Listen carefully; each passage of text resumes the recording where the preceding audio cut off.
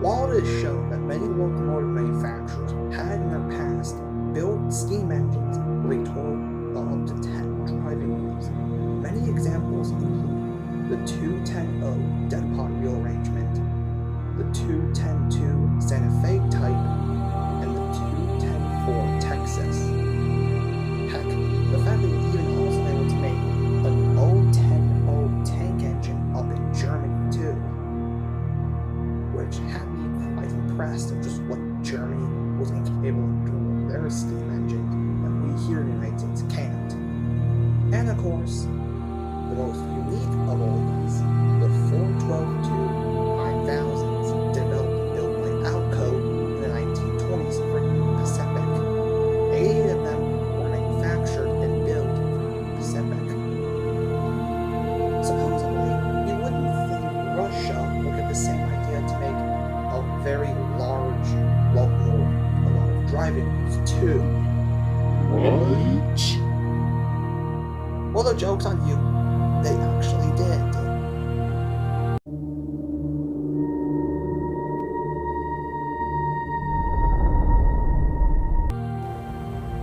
The AA-20 was developed and built in the 1930s, 1933 through 1934 for reference.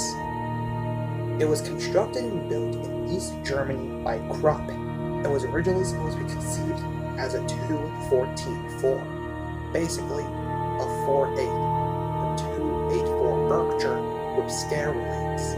But after being moved to the Rostrograd Locomotive Works in Ukraine, which is one of the few countries that formed the Soviet Union, those who are new to Russian history, there it was changed into a 414-4 by Joseph Stalin's request. What later became known as a 414-4, but here by us Americans and Canadians. Though while its appearance was based off the 9000, however, the 9000 is a 412-2, the AA-20 is a 414-4, the largest single-frame steam engine for a time being. And much like the 9000, it had lateral motion devices in its axle wheels.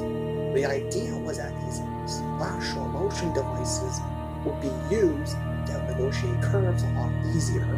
But unlike the successful 9000s, the measures were not enough to stop this locomotive from becoming an absolute failure.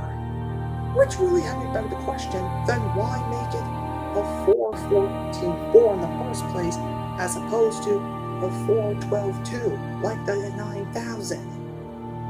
Well then, anyways, the AA in the designation stands for Andrei Andreev, the person who came up with the locomotive's appearance. 20 is implying to its 20-ton axle load, and the -1 implies the fact that it's probably the only known model of its kind.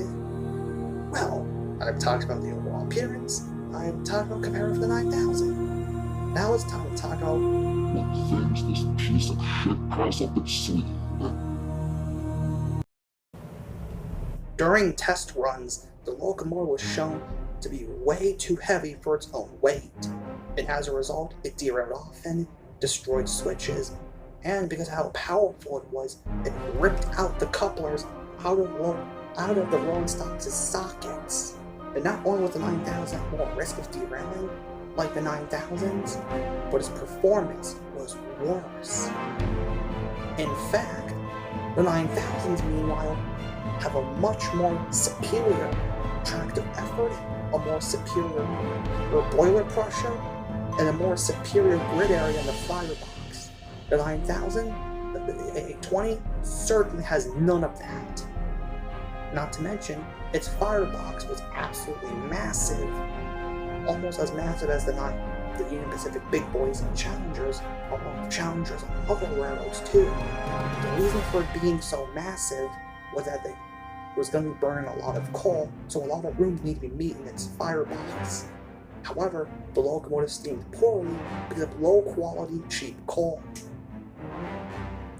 And yet, its tractive effort is pretty much the same amount. What do you expect? from a 284 Berkshire, pure Marquette 1225 for reference.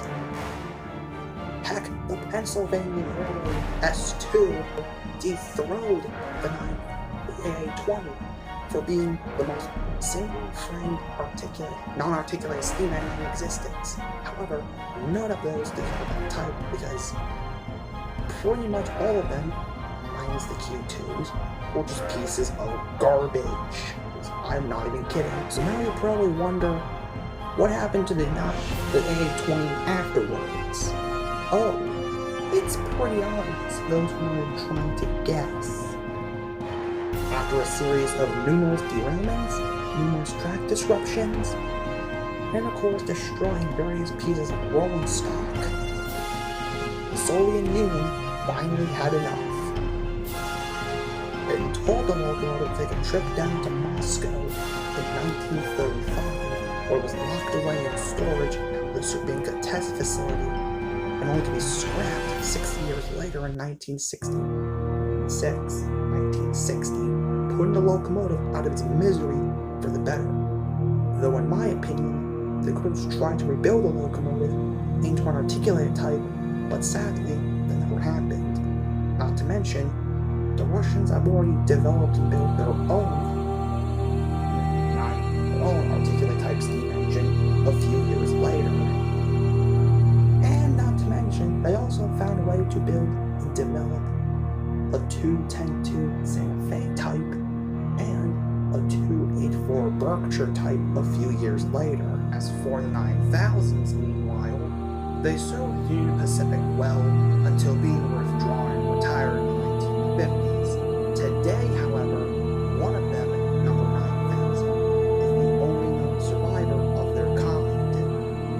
And as for the Pennsylvania Railroad Q2, well, got scrapped. Because although the Q2 was supposed to be a high-speed and reliable freight engine, its wearing cost was also very expensive to keep track of. So much so that dieselization of the